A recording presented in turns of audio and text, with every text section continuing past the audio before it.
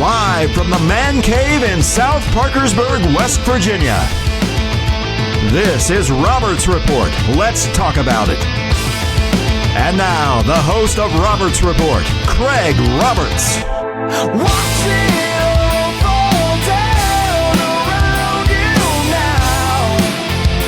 Was it ever really worth it? Having your kingdom crumble to the ground? Because you never had the courage. Stand up, stand up, stand up, stand up, stand up, stand up. Welcome, everybody. Here we are again. Robert's Report, podcast number 7. I had forgotten the number. I'm glad you brought it up. Man, Scott, we must have done something wrong. We got a policeman in here tonight. So yeah. The sheriff. Not to mention, I saw one of his guys setting out on Guy on by the golf course out there. So we got you surrounded. Well, welcome, Sheriff Stevens.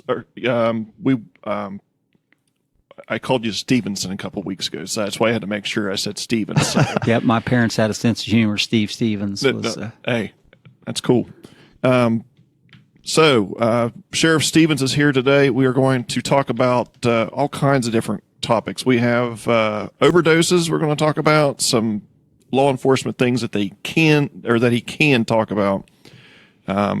Please don't get offended if there's some things that he can't. Obviously, if he can't, he will tell you. So, and a reminder to everybody watching: please post your comments on Facebook if you have any questions for the sheriff, and we'll be happy to ask him for you. All right. So, Sheriff, let's go ahead and start out with the question: how did you get into law enforcement? Well, unfortunately, I had an abusive childhood that I was involved with an alcoholic father. And there come a time in our life where we actually had to have the state police intervene, and a state trooper came out and actually saved my two brothers and sisters and my mother by arresting my father. And from that point on, I made up my mind that was what I wanted to be. I want to get involved in law enforcement. So here I am 37 years later. So what age did you apply or get into the academy or I was 23. Oh, wow. So now, did you go to college first or anything No. like that? So what did you work before law enforcement? No, I'd worked over at AB Chance in the plant over Okay. there, and I was a record driver for a few years. Oh, wow. Great. So you mentioned earlier too something about you used to be in Vienna. Yes. Vienna as chief of police. Correct. Yes, I spent most of my career thus far with the Vienna Police Department. In 2010, I left there after being the police chief for 5 years. Oh, okay. So we want to talk a little bit about some of the overdosing issues here in the area. What's the one of the big questions I think we should go ahead and get out of the way is this thing around Narcan. You know, a lot of people are there's a lot of controversy out there on, you know, how many times and who's paying for and this and that. I mean, can you give us some kind of a Yes, sir. The way things are going right now in Wood County, actually, I called 911 before I come up here to get the updated number. We're up to 216 overdoses that were actually called into 911 just for 2017. wow. Unfortunately, over the 216, we've had 13 fatalities that have occurred. I would suggest that there would have been a lot more fatalities if it wasn't for the use of Narcan. There's quite a controversy, as you say, when it comes to Narcan. And people, when I go out and give drug talks, people are constantly asking me, well, why do people go out here and use these drugs, and why do we keep saving them? Unfortunately, and this probably will offend somebody, but I'm a Christian. And we take an oath when we take our job, whether it's law enforcement, EMS, or a paramedic, or fire. And here in Wood County, law enforcement, we are not yet administering the Narcan. It's being done by the EMS and firemen. And so the Narcan that they get is purchased through their department. And I would think that it is very expensive. I think it was $50 was our cost, I think, per dosage unit. I talked to somebody that said that you can actually buy it at some of the local pharmacies for $75. Like if you wanted to have one with you in case you had a child or loved one that may be addicted to opiates, that you could actually do that. But there's some requirements that you have to go through. Unfortunately, we don't get to pick and choose who we save. Mm-hmm. If we go out here and arrest a man one night and then the next night we're saving his life with an opiate addiction, or he's involved in a traffic accident or something, that's our job. That's what we have to do. We have to respond to those, forget the past, and deal with the current issue. And that's what you all pay us to do. You wouldn't want it any other way, especially if it was your loved one, a family member, a church member, a coworker. But if we respond to a call, EMS and fire department are going to administer Narcan in an effort to save lives. Okay. So what happens then if, I mean, we had a case here, we brought it up on our podcast here a few weeks ago about a person that was arrested for murder, tried for murder. Yeah. So what we were saying is it looked like there's a change in law enforcement or a new directive in law enforcement where you're trying to get people who are responsible for deaths as dealers charged for murder. Well, I can honestly say that I know they tried one down in Jackson County and they had to get it dismissed. Uh-huh. Each case has to be tried on the merits of that case. The one in Wood County, from my understanding, is that the person that gave the decedent the heroin actually admitted to the police that he delivered it to him. I see. So that makes it a whole lot easier to solve something like that. We'll see where the courts take it, and what a jury does, a jury of his peers, see how they handle it. But you don't always get that situation where the person that's accused actually admits their crime and cooperates with police. quite frankly, a lot of times when we respond to an overdose case, we get there and usually that person was probably shooting up with somebody else, and they may have called 911 and taken off and left the victim, I'll call them victims at this point, laying there, unresponsive. They usually clean up the needles and everything and clean, for lack of a better term, the crime scene, so there's no evidence. It used to be when we responded to calls like that, first thing you worried about was a heart attack or somebody that maybe was having some kind of diabetic emergency. Now, with everything going on, our first thing is it's an overdose. And that's the way our society is changing. Yeah, my wife listens to the scanner all the time, and I mean, it's just unbelievable how many, it just seems like every single night, actually, possible overdose. Yeah. You know? Yeah. And unfortunately, we've had them driving cars and overdose. We've had them in hitting houses, under the influence of these drugs. And it's a lot harder. People don't realize, but it's easy to prove a drunk driving charge when you go out here and somebody's drinking alcohol and you give them a FST or field sobriety test and you have them blown in a machine that gives you evidence that they're actually drinking. Mm-hmm. You can't do that on a roadside arrest when something involving drugs. Yeah, sure. One of the good things that we have now is we just recently had a deputy sheriff, Michael Ritchie, who graduated as a DRE or a drug recognition expert. And there's only a few of those in the state, but his training was dealing specifically with drug-induced DUIs and those type things.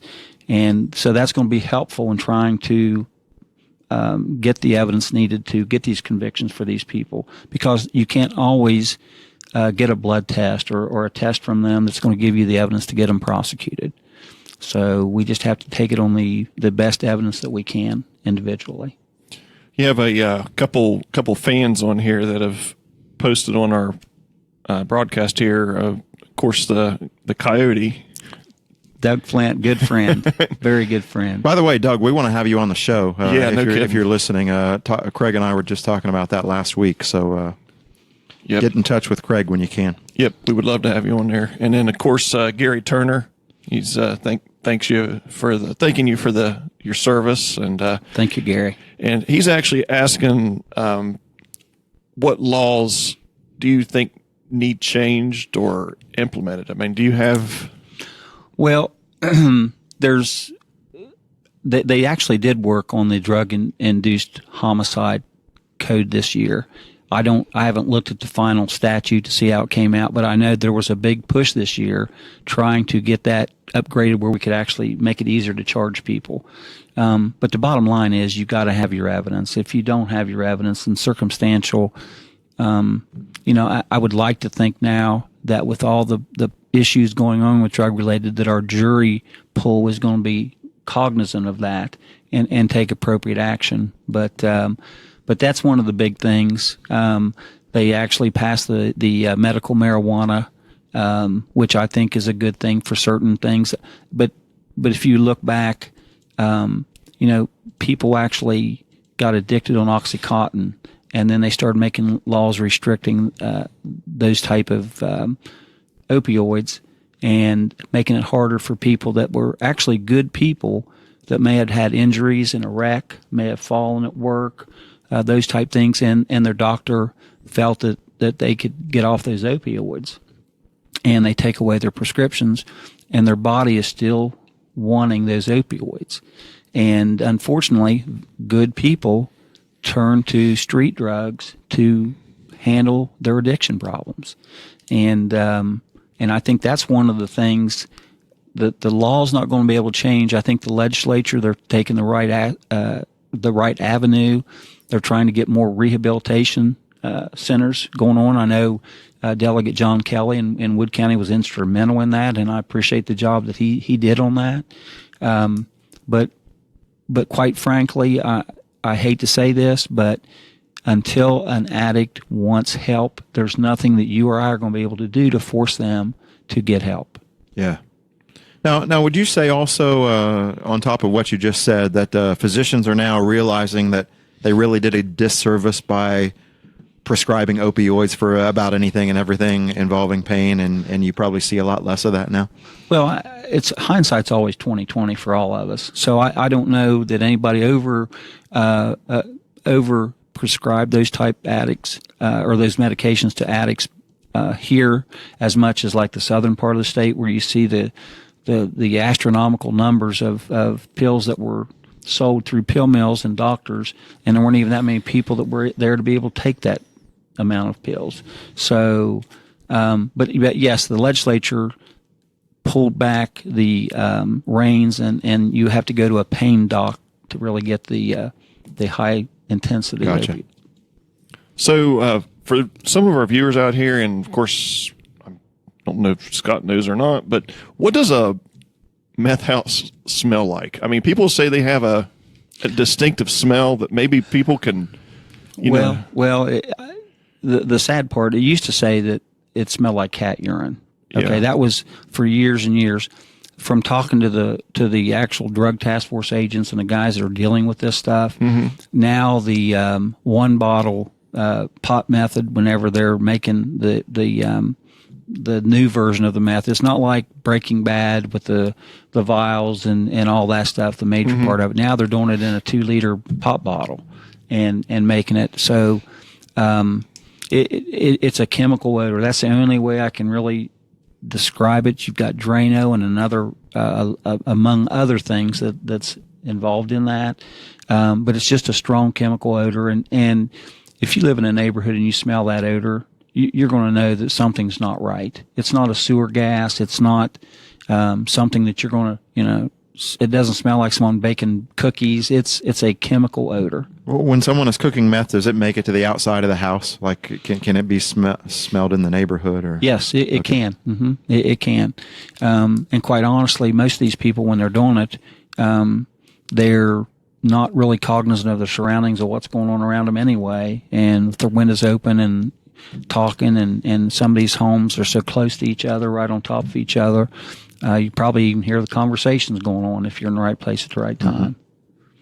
So when you've been in law enforcement for a while now, when did you see things take a turn, I guess, from a law enforcement side? I mean, we see what's in the news, but you all are on the ground. So when did you see it turn?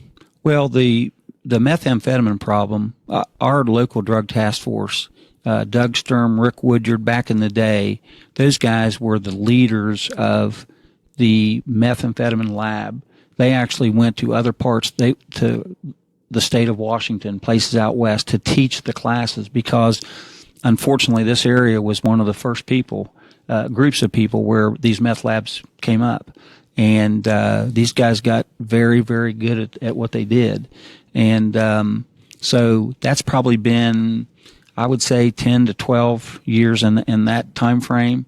And unfortunately, now we're dealing with the opiate, which has been in the last 3 or 4 years. And, the meth really wasn't killing people like the opiates do. That's the sad part about it. At least not as quick. It'll eventually kill you, but not as quick. So do you think opiates are being prescribed more now than what? Because you used to not really hear too much about it, except for the stuff like the dentist gives you when you have a tooth pulled.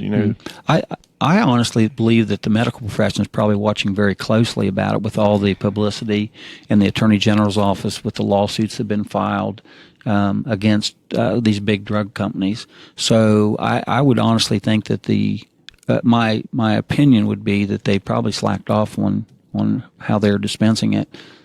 Myself. Yeah, I know we had a dentist it's been several years ago, that was arrested for prescription abuse. Actually, I think he was over in Belpre, if I remember right. Yeah, I think so. But we won't mention the name. But we got another question from somebody on Facebook, Jenny Williamson. I'm going to ask this differently than she did, though. Okay. In that, in your opinion, what do we do about multiple offenders to stop them from being multiple offenders? What works? Are we talking about just the addiction, or are we talking about arrests? Yeah, I guess crime-wise, yes. Well, crime-wise, we need to keep arresting them and charging them with the Habitual Criminal Act.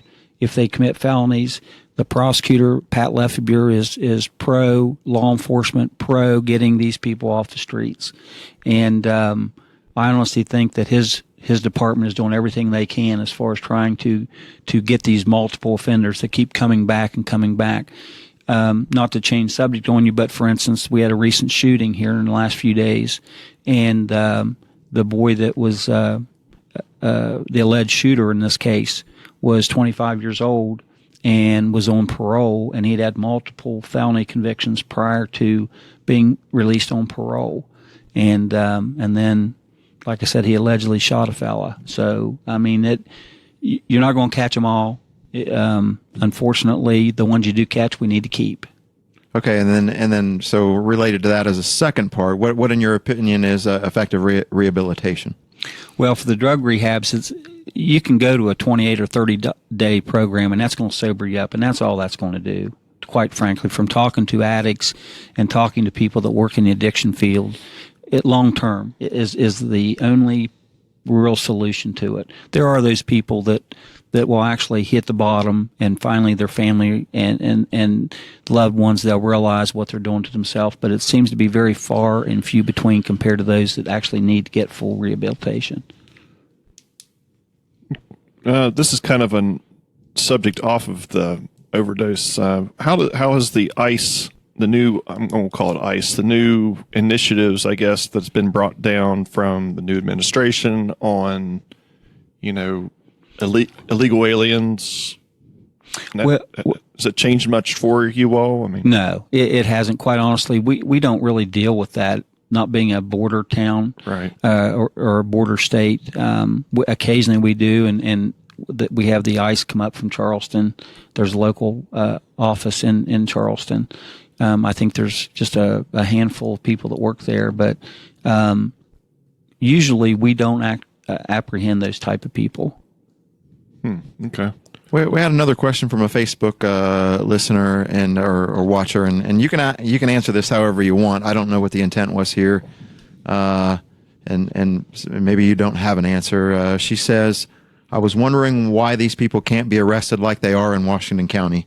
Are they doing more effective law enforcement there?" Well, I will give kudos to Sheriff Minks and the boys in Washington County, because those guys are proactive and they're over there and they're working really hard.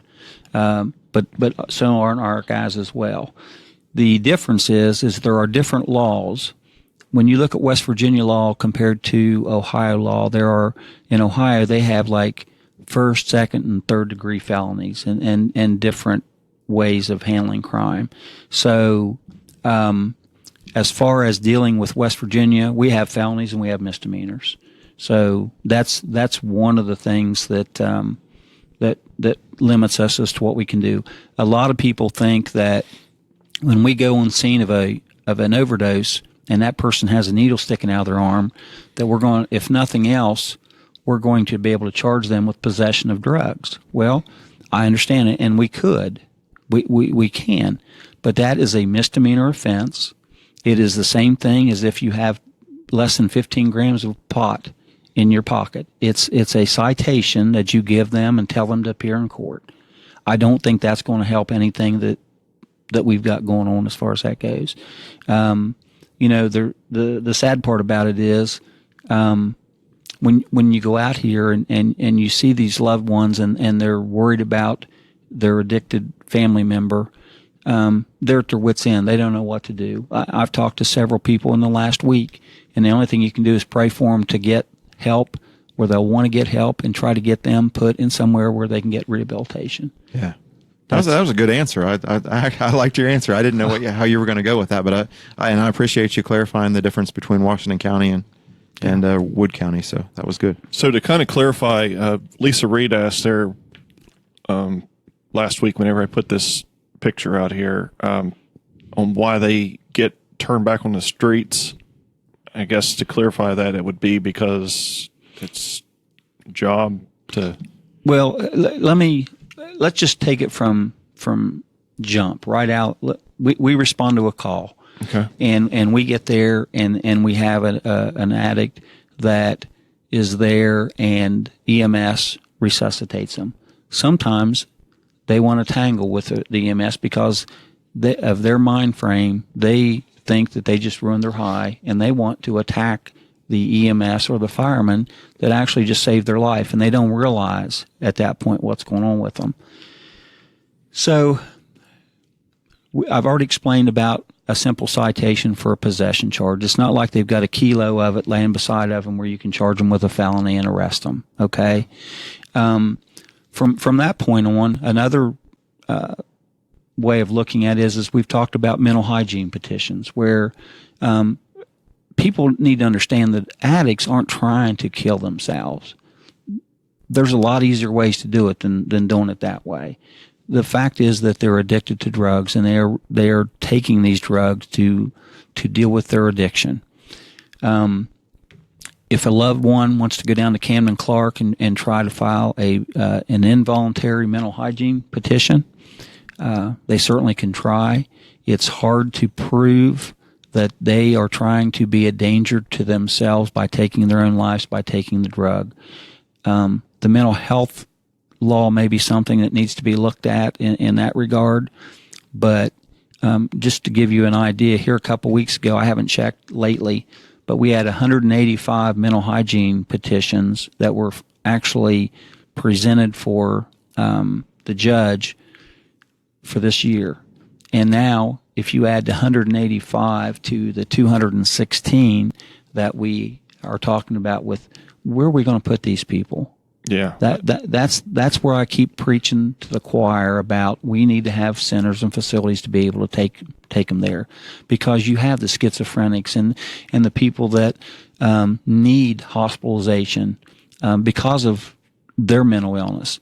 And yeah, Lisa brought up, I thought it was a pretty good point of, mandating them to get them help. If you catch them, you need help.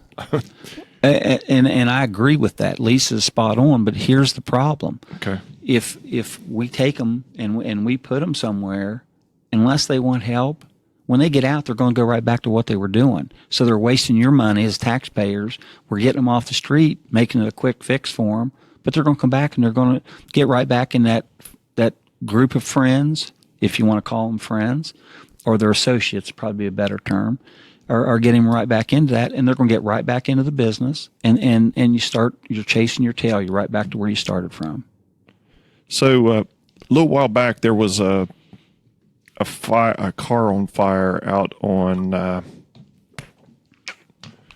Sam's Creek Road, or actually it wasn't. It's Badgley Fork Road, I think, is where the actual thing. Is there any? Do you know? That's still an open case that I can't talk about. Okay. I kind of figured that. Yeah. Okay. There's sort of a rumor that some things come down. A lot of them, the drugs come in through Akron, Ohio. Have you heard that before? Well, we hear St. Clairsville, we hear Zanesville, we hear Akron, we hear Detroit constantly. Detroit, Columbus. Honestly, we have so many different areas that are coming in. And everybody thinks Wood County's bad. When you look at what's going on down in Cabell County, it's worse than what it is here. And those poor people down there, they're having issues trying to even fund the police department. They've cut back on their manpower. Oh, Huntington is so bad that you're seeing it in national news all the time. I've seen it on NPR, on NBC. Yeah. And I don't want Parkersburg to get that bad, but we're going to need the public to help us. That's, if you see something, say something. And please, I was just sitting here trying to doodle up here in Wood County. These are just rough numbers, but I'm going to say there's 70 Parkersburg police officers. Vienna has 20. Williamstown, I think, may has 7. We have 37 when we're at a full complement. And I think there may be 10 troopers here. So we have 134 law enforcement officers in Wood County. That's not very many. When you go to Kanawha County and they've got 100 plus deputies, we have a lot of guys out here trying to work and do the best they can, but we are undermanned. Just being quite honest about it. Does West Virginia have a ratio of people to law enforcement officers or anything that? No, there's no prerequisite to it. It's entirely whatever the municipality or the county can afford to hire. Okay. And do you try to keep a specific ratio? Oh yeah, we're trying. I was telling Craig earlier that I'm going to get off task here just a little bit about the drug issue, but when I came in as sheriff, we are actually designated 37 deputies. And when I came in, we actually were 5 short to begin with. And then we had some health issues, major health issues with 2 or 3 other ones. So we were playing with the deck with 29 actual deputies. And by the time you're doing road patrol and try to keep at least 6 officers on staff for safety purposes, and then your detective bureau and people assigned to the drug unit, it really thins out what you can do. And unfortunately, you saw the issue with the state police where they closed the Work County barracks down. There, last time I heard, they're like 60 troopers down for the whole state. So economically, they're having a hard time doing that. So everybody's out here busting their rear end to try to do something. There's just not enough of us, and that's why we need the public to understand and help us and give us information. When people call in tips, it's not like on TV. I can't go and within an hour on TV and solve a crime and get them convicted and put to prison. It doesn't work that way. It takes hours and hours and hours of manpower, and it takes a lot of cooperation from the public and the police to be able to investigate these crimes. So I just want to give you an idea of how many police officers we're actually talking about for all of Wood County, and that's not very many. Hey, is there a specific line for tips? I mean, I assume you don't want people tying up 911 or something like that. Yeah, actually, every department on their webpage has their specific tip line. On our Facebook page right now, we're looking for a gentleman that was involved in that shooting we're talking about, and we've put the tip line on there. So if, there's no sense me giving it to them right now, and they're going to forget it.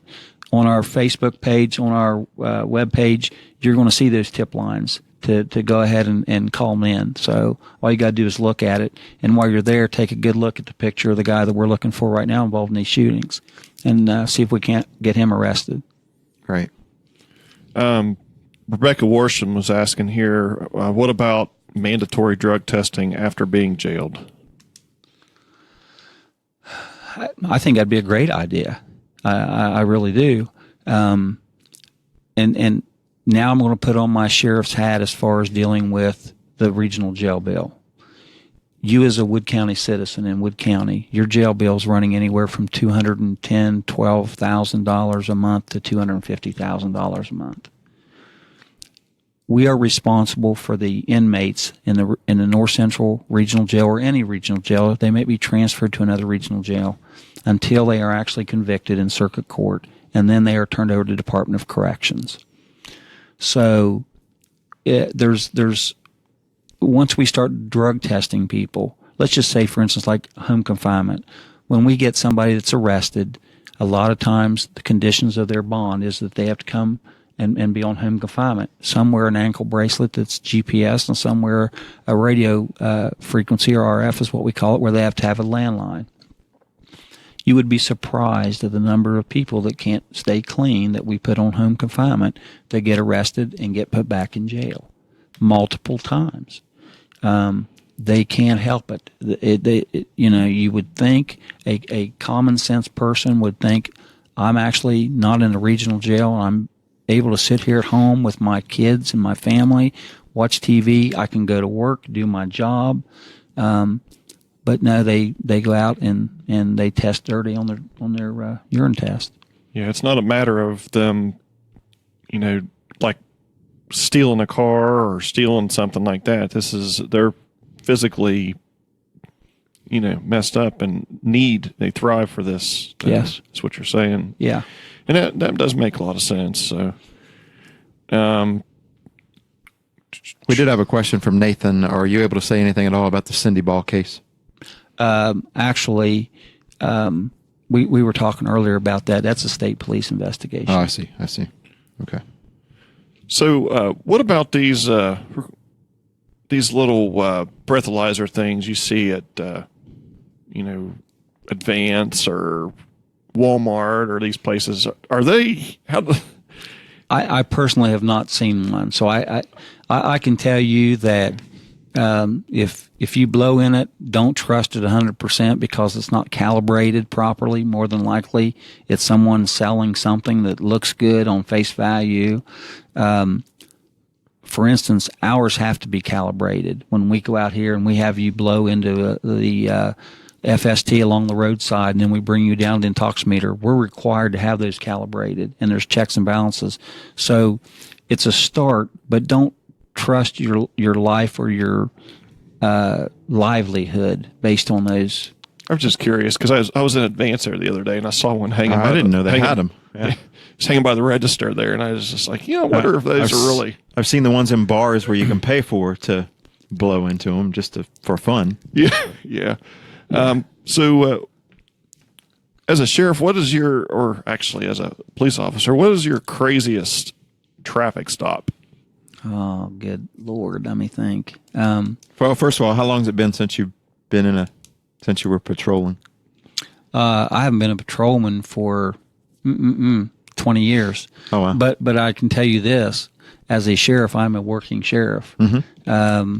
I make traffic stops. I make arrests. Oh, wow. On New Year's Eve, my first night out on patrol, I went out and made an arrest because I have to show the other deputies in the department that I'm here to help them do their job, to work with them and understand that they have a boss that's willing to go out and not ask him to do something that he won't do. Mm-hmm. So I actually Thursday and Friday we were out trying to serve warrants on an individual, and I was out till 10:30 at night working. So I'm kind of a hands-on type guy.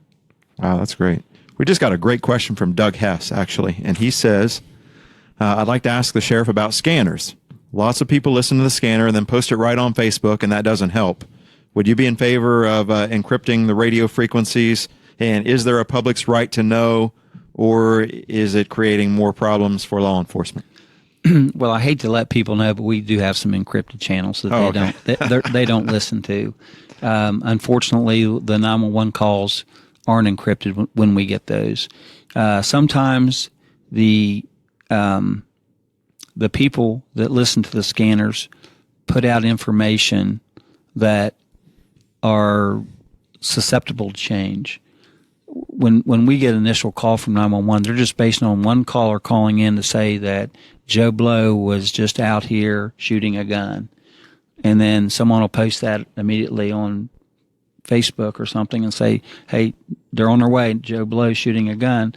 When we get out there, it may not be Joe Blow shooting a gun. Joe Blow might be working on his car and it just backfired. But yet Joe Blow's name gets out there. I would just ask that when people want to put stuff on scanner, and it is the public's right to know, and I firmly agree with that. But before you post something, make sure that it's accurate before you actually do it, and don't slander somebody by putting it on there.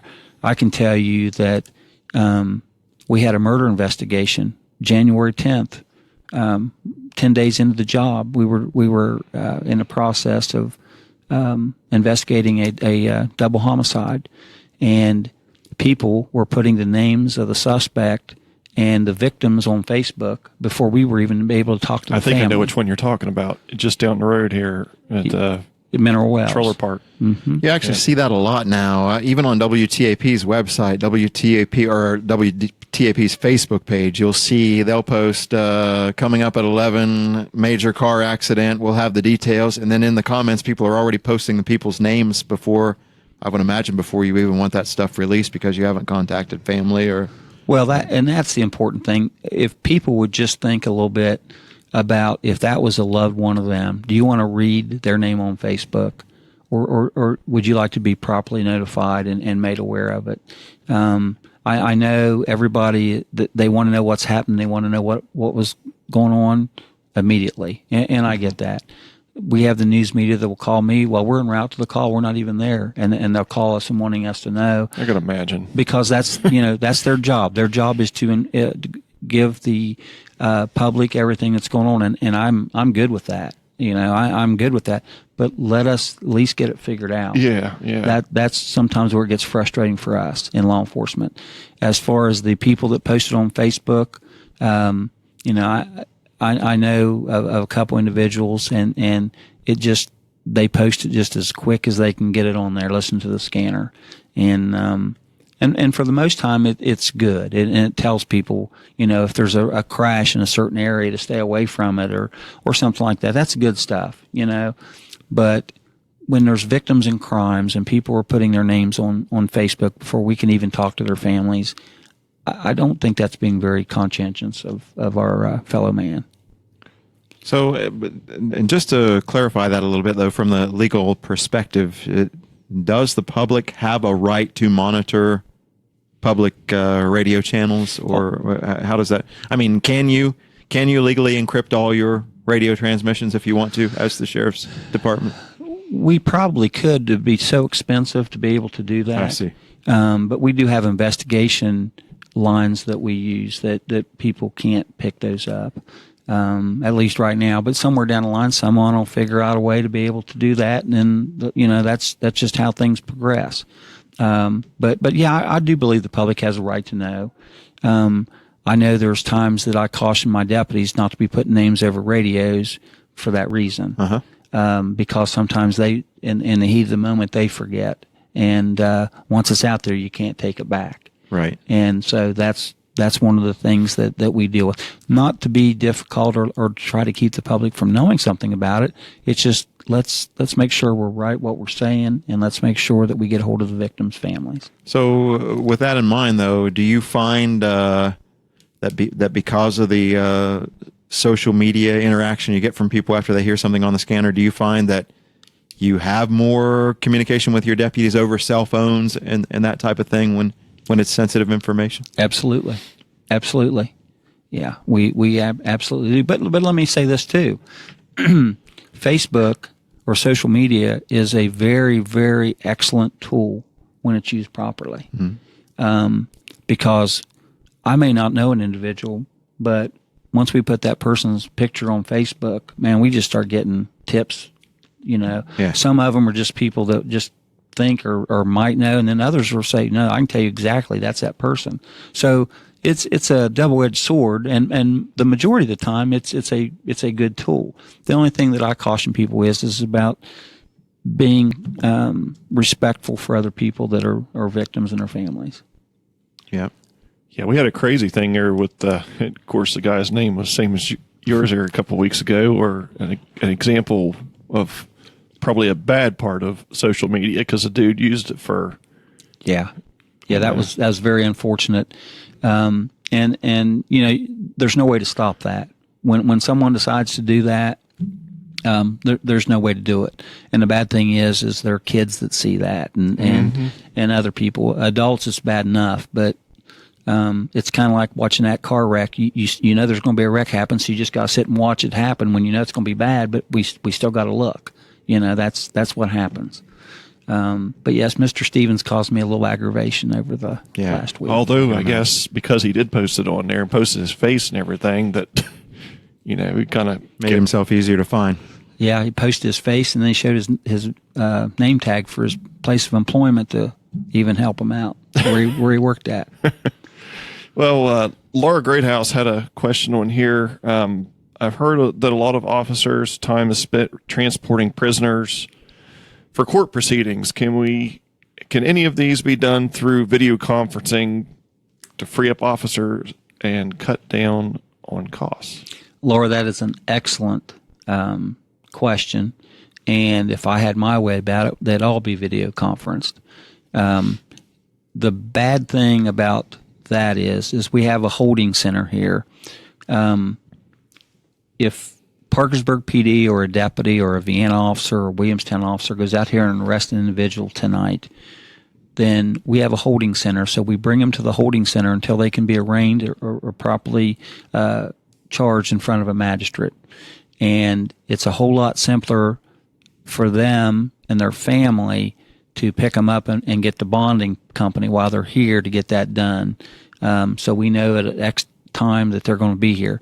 Now, once they get to the regional jail, if they don't post bond, then there are so many of them that video conferencing would probably be a problem as far as that goes. But if we get somebody that's arrested that is really disorderly and we have to get them medically cleared at the hospital, and we'll transport them immediately up to the North Central Regional Jail because we don't want the liability of them being in our holding facility, then the magistrates will typically have those individuals on video arraignments whenever they do theirs. There are video arraignments used in other parts of the state a little bit more than what we do, but that is a decision that has to be made by the judicial system. That's not something that is made by law enforcement. Okay. And Gary Turner's got another question on here too. As a city or county, how far can we go with laws toughening what the state law is? Well, there are certain things. Let me use City of Vienna, for instance, because I have a lot of experience there. In West Virginia, the state law is about like four-wheelers, says that you can't have them on a marked road. If they're along a marked road, they have to be along the roadway, the side of the roadway. Well, Vienna could go ahead and post a law that you weren't allowed to have them on any Vienna streets. So there are stricter stipulations that they can do on certain laws. Not every law, but on certain laws. We got another one from Facebook land here from Melissa Shank. She says the cost of home confinement is outrageous. Is there a better answer that's more economical?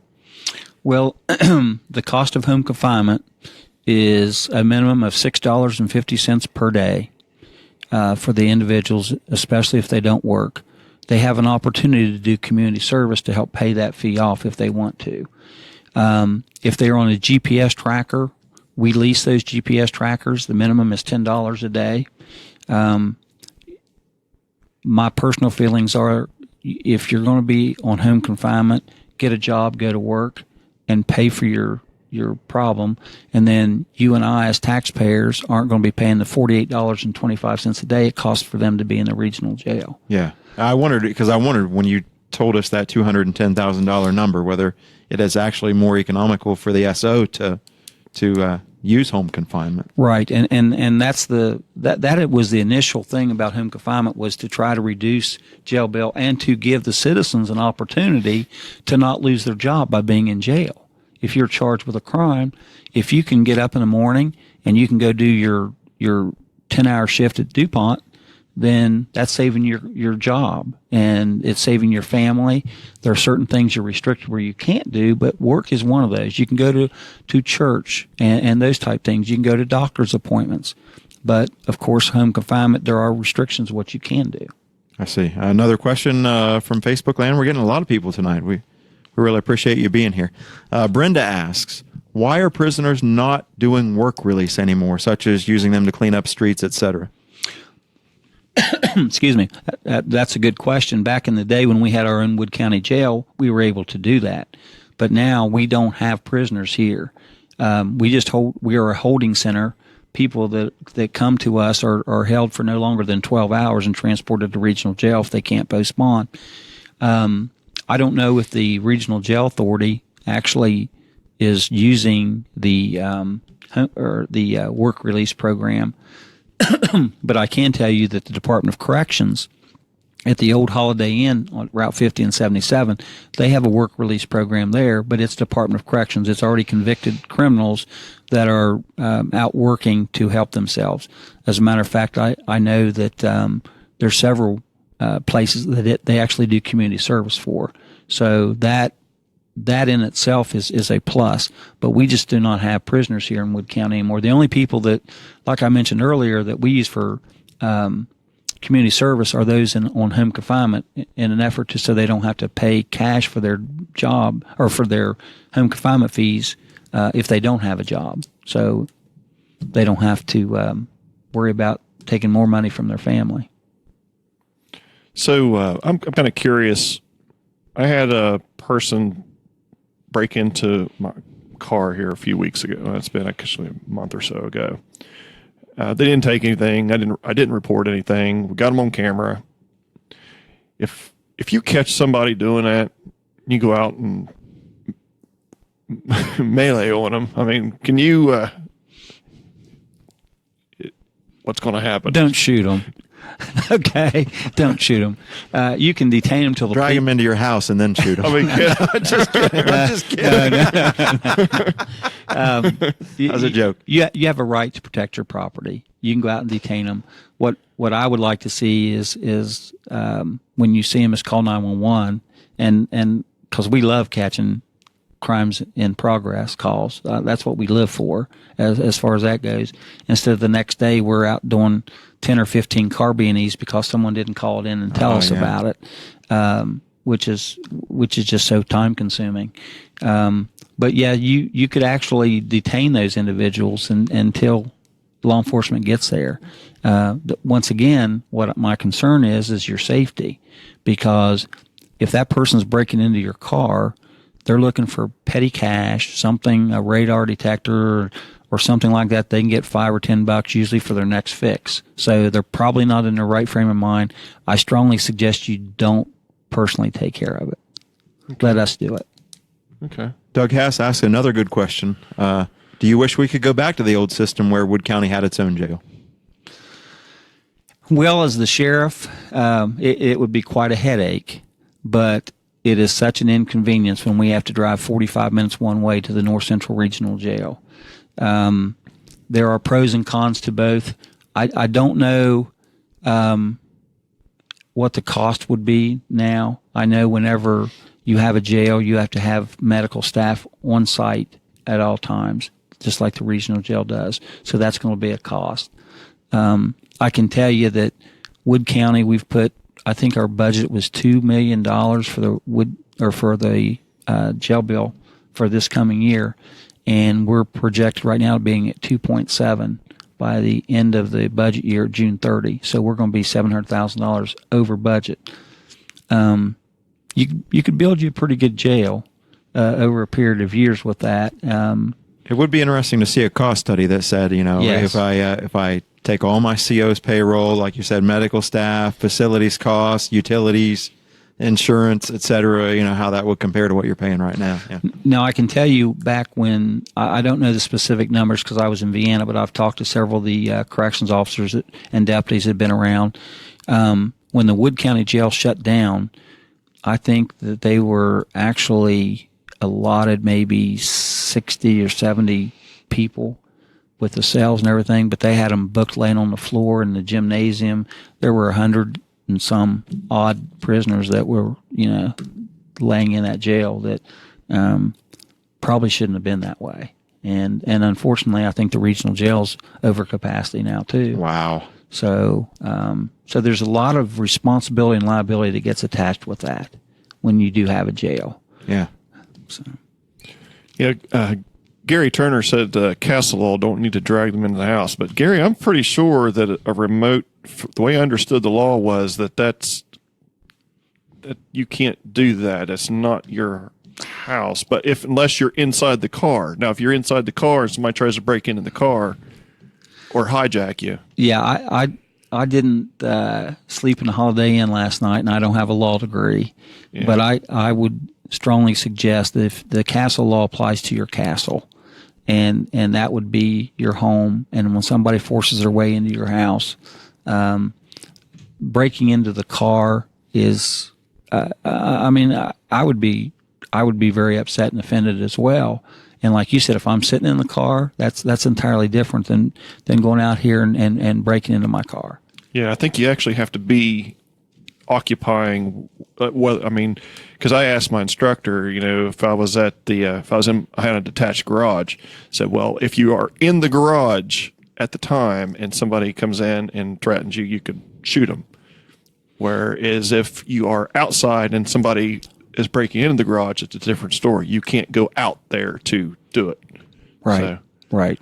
And I mean, I know where Gary's going with it, and everybody wants to be able to protect their stuff, and the old adage is out there, I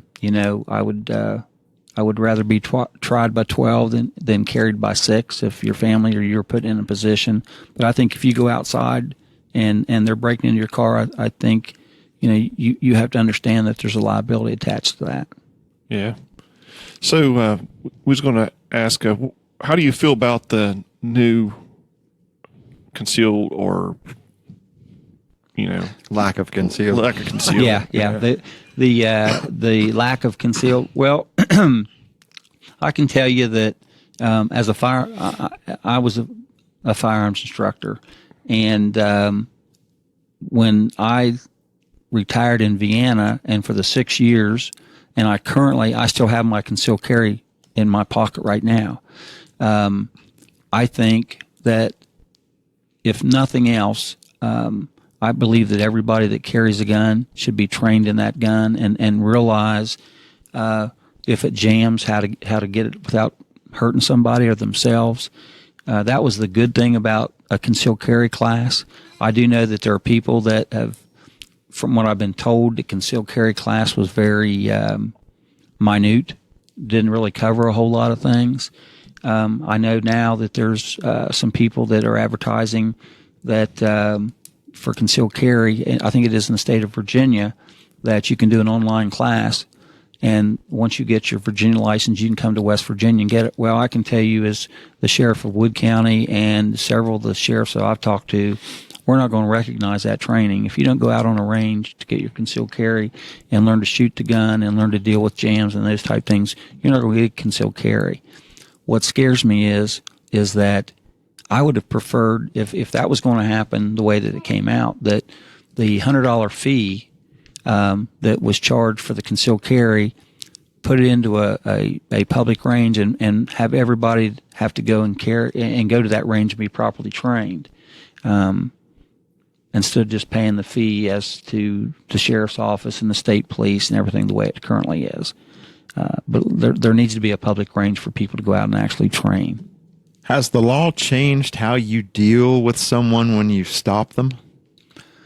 Well, when you go through the academy, we were always trained that you always prepare for the worst and think that somebody has got a weapon. Now we're living that because a lot of people are carrying guns and stuff.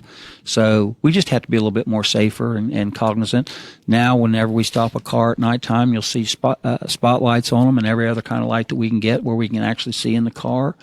I think people that have dark tinting are probably noticing a lot more of the police officers being very cautious when they're dealing with them and having them roll the windows down and that type thing because, folks, let's face it, you can't see it. And I understand that there are times that people can get a legal prescription to get legal tint, and I get all that. But understand that an officer wants to go home at night and his safety is paramount in his mind. So when he approaches your car and he tells you to stick your hands out the window or something, don't be offended by that because he can't see in that car. So it definitely makes us be a lot more cognizant of approaching vehicles now. Yeah. So I was going to ask you what your suggestion is to anybody who's stopped. When I took my concealed carry course, I live in Ohio, and it was taught by 2 state highway patrolmen. And they said, when you're stopped, put your hands on the steering wheel. When the officer approaches your window, say, I have a concealed carry permit, and either I am carrying or I am not carrying, and the gun is at this particular place. And I think in Ohio we have to do that if we have a concealed carry permit. But what's your suggestion to people? Well, that's excellent advice. When I come up to a driver and they tell me that, I'm good with that. I don't even ask. People think, well, are you going to ask them to see their gun? No, I don't want their gun to stay where it's at. I don't need to see their gun. Okay. And that's one of the people that the good people understand that. And they say, well, here, I'll show you my gun. No, that's okay. I'll take your word for it. Just leave where it's at. And then we'll conduct our business. But, the only thing I would add to that is if it's nighttime, put your dome light on inside the car so we can see inside the car, and we can see in the back seat. Those things are very helpful. It's a good idea. Yeah, like that. those are very helpful. And if you're traveling out of town, do the same thing because when you get pulled over and you've got an out-of-state tag or something like that, they're going to be a little bit more aware when they walk up to you. And so it's helpful for law enforcement. Denise Belair asked, do you feel if the legalization of marijuana or decriminalization of marijuana would save taxpayers money on courts, jail, etc.? Well, the thing about that is I don't know too many people that are in jail because of marijuana, unless it was for great quantities. Obviously, it probably would save money, but quite honestly, I can't remember the last person we've arrested for marijuana that's in jail, because now it's meth and heroin and that type thing. So unless they were dealing in pounds or making illegal sales, I don't know if that would really be pertinent to our jail bill in Wood County. Okay.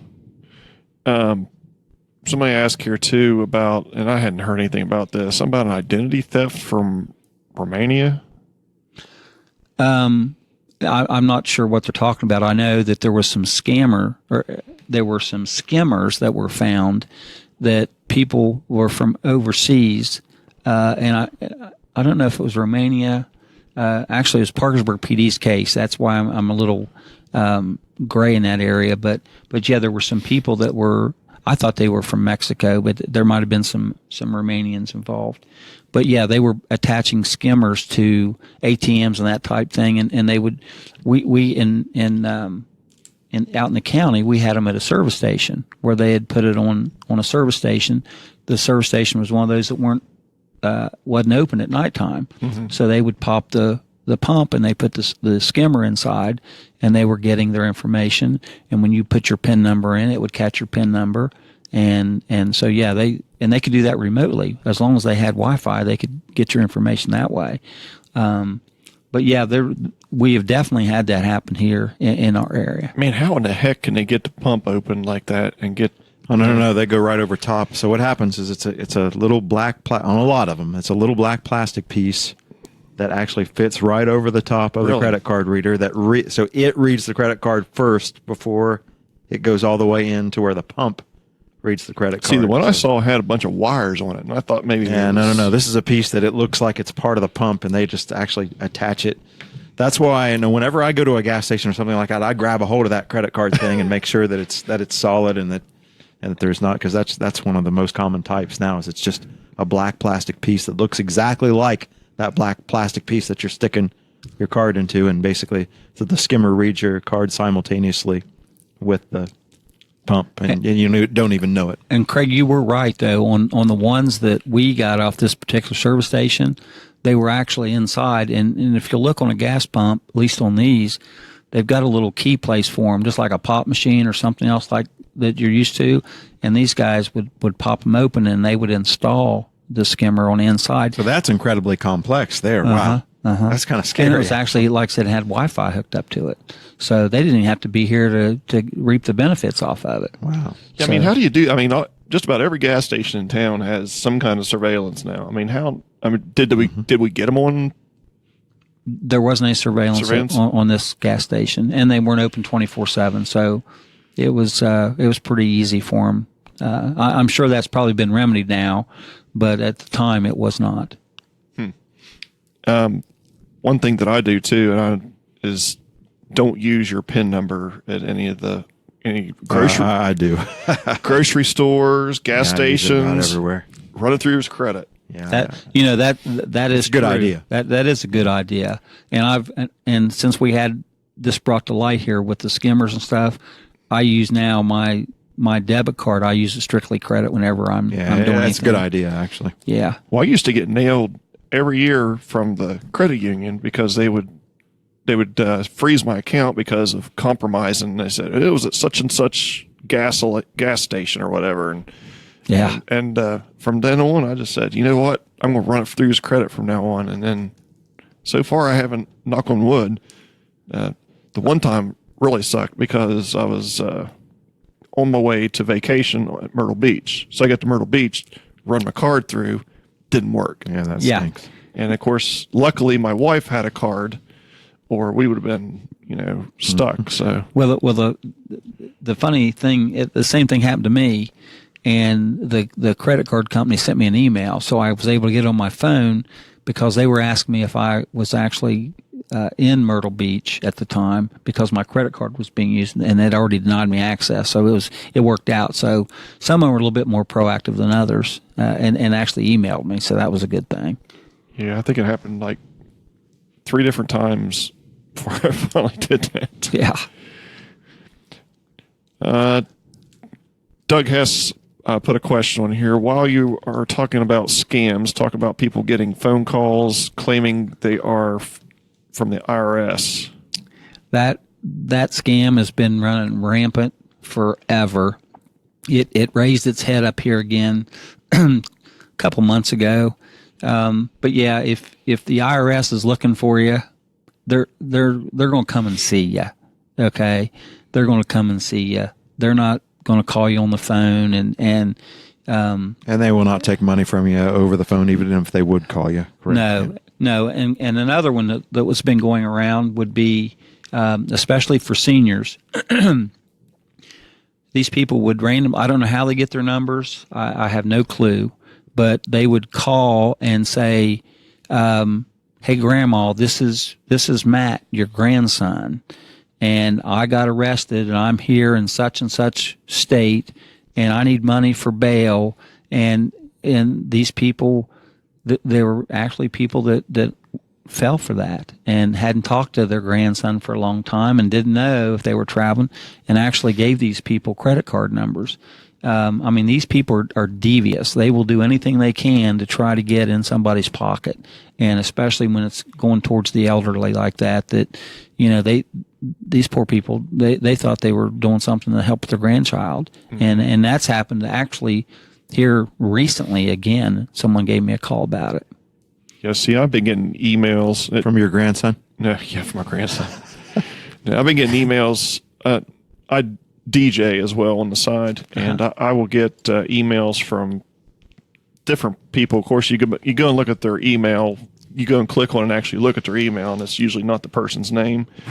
But they're asking, are you available at a such and such date, and do you accept credit cards?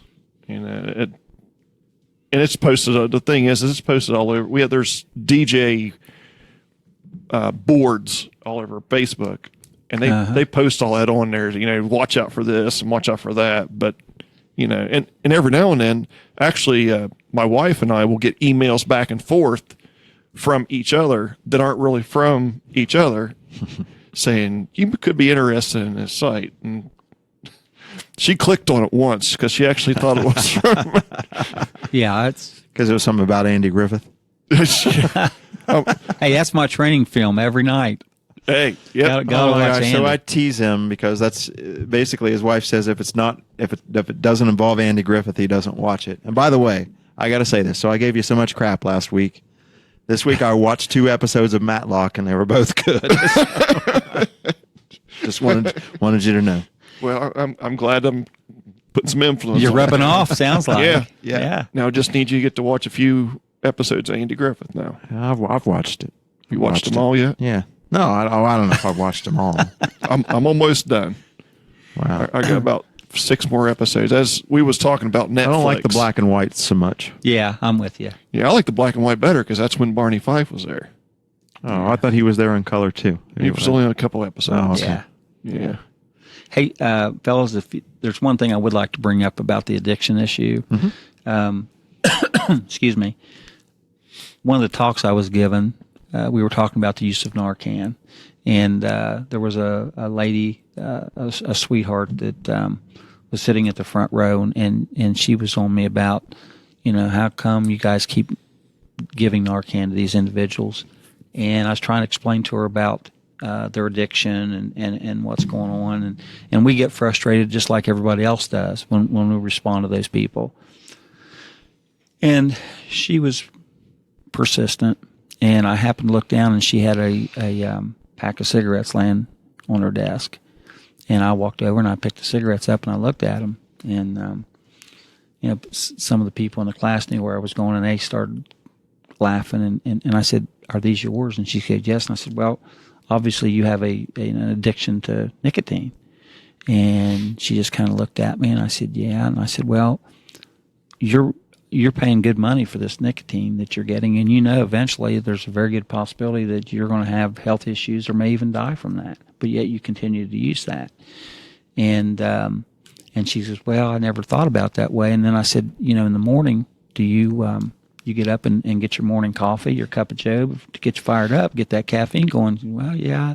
I said, "Your body's addicted to that caffeine. It wants the caffeine to get you motivated, get you moving for the day." And I said, "So, magnify that by 100,000 times, and the people with opiate addictions, that's what they're dealing with on a daily basis."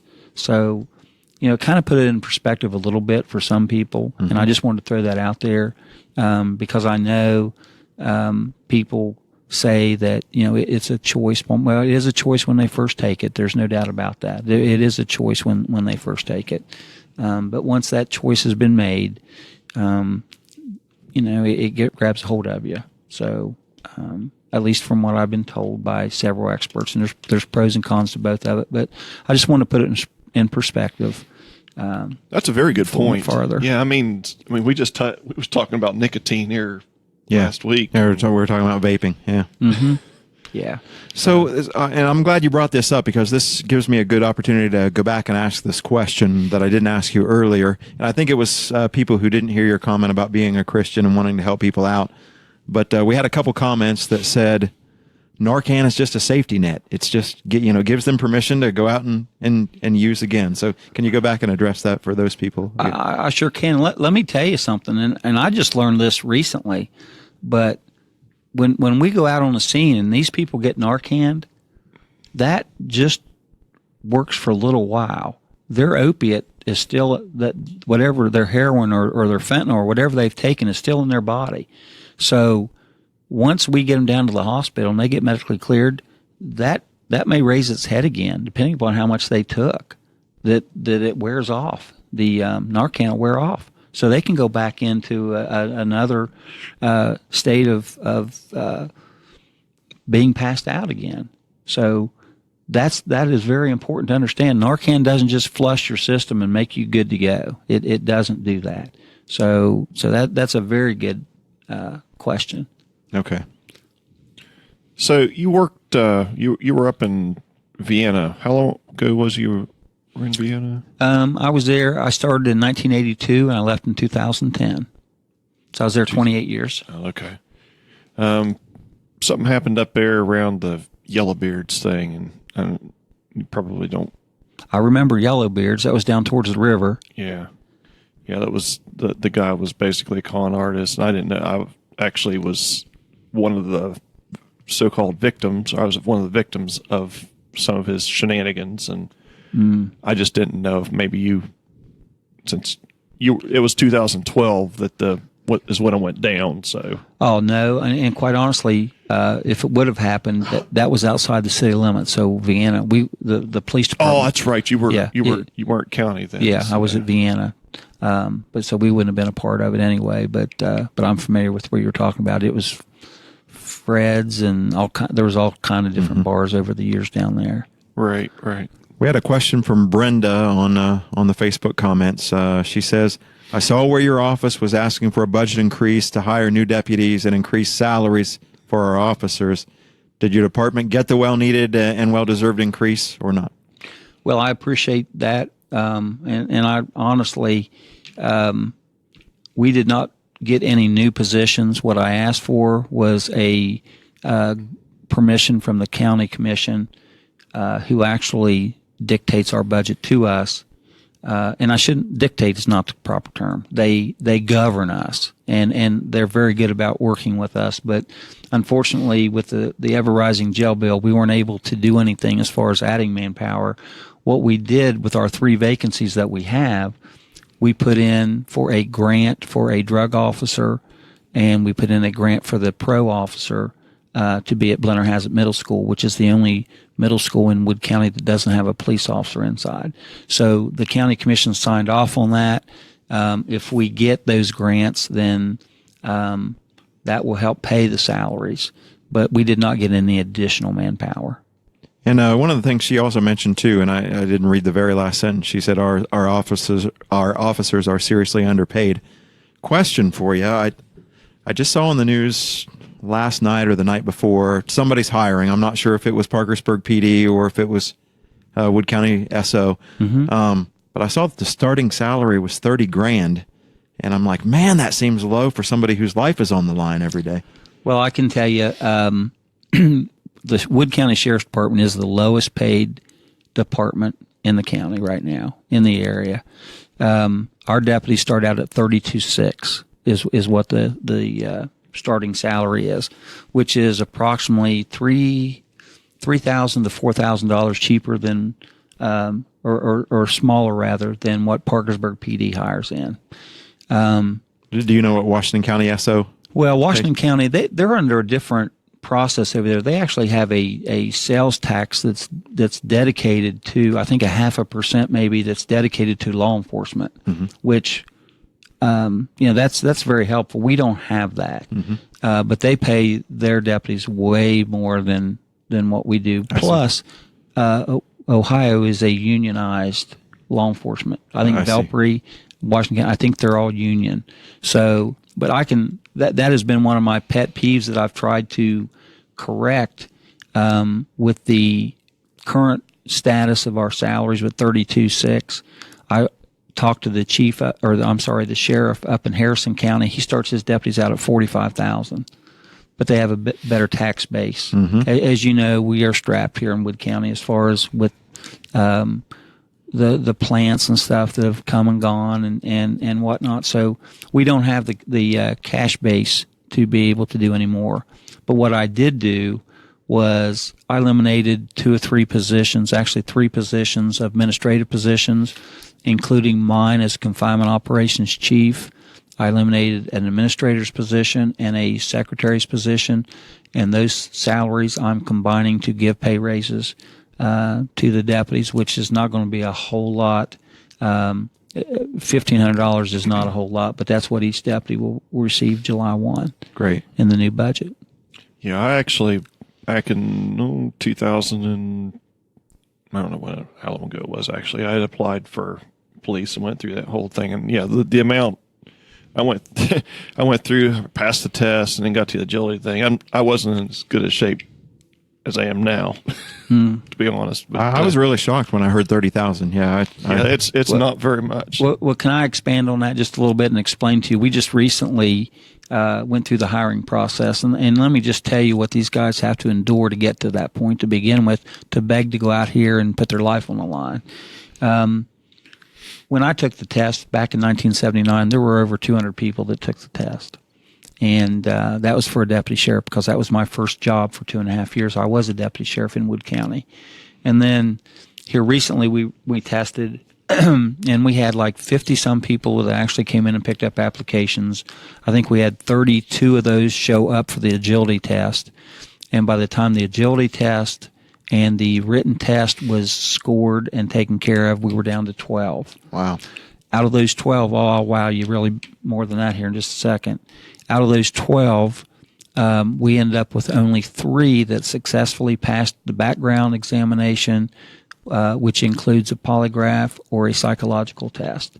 And so, I mean, we are very thorough. We do neighborhood canvases. We go out and talk to your neighbors. If you apply, normally your neighbors are pretty honest with us. If you drive like a moron and come driving through, your neighborhood or act like a jerk all the time, that comes into play when it comes to us trying to hire police officers. That's something you're not going to pick up on a polygraph test or a psychological test. So we send our investigators out into the field to do interviews in your neighborhood. But with that said, we actually have 3 people that, provided they pass their physical agilities, that we're going to hire on May 1st. And they will be going to the West Virginia State Police Academy, hopefully, the next test is scheduled to start on June the 12th. And then they would graduate on September 29th. So that's 16 weeks of being at the academy, which is tough on their families. They get to come home on weekends, which is a good thing. But they learn a little bit about everything. It's brutal too, from what I understand. Some people have even said that it's worse than the military in some cases. Well, we've had officers that. When I say worse, I don't want to say worse, but it's more in your face. I honestly, I can tell you from my experiences that at least early on in the academy, your life's miserable. I'll just leave it at that. But anyway, after 16 weeks, and I'm lucky in the fact that we have 2 officers that are deputies that are graduating this coming Friday after being down there for 16 weeks. Once they graduate, now they're going to spend the next 6 weeks with an FTO or field training officer to learn how we do things and different parts of the county and that type thing.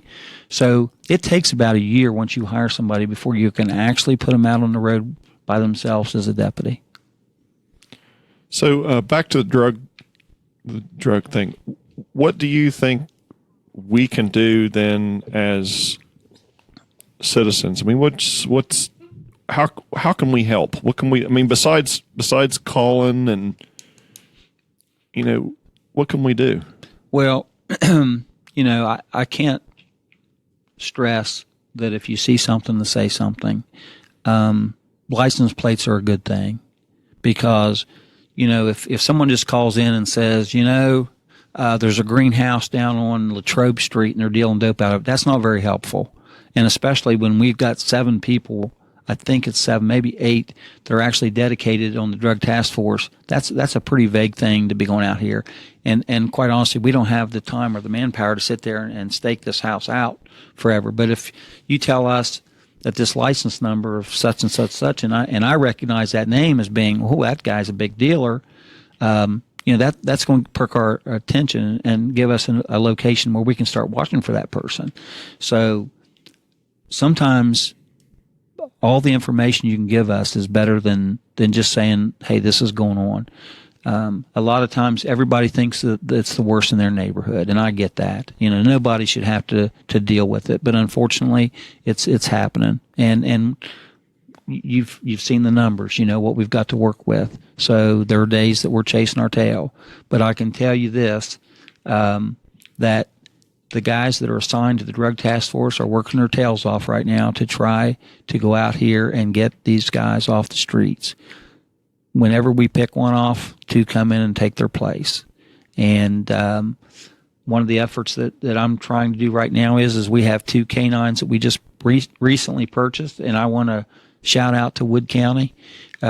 These dogs were bought and paid for with monies that were donated by citizens, civic groups, and foundations in Wood County to pay for these 2 new drug dogs, which is outstanding. How much does one cost? Just curious. The drug dog and the training for the handlers, $10,500, and we're lucky to have 2 that we're doing.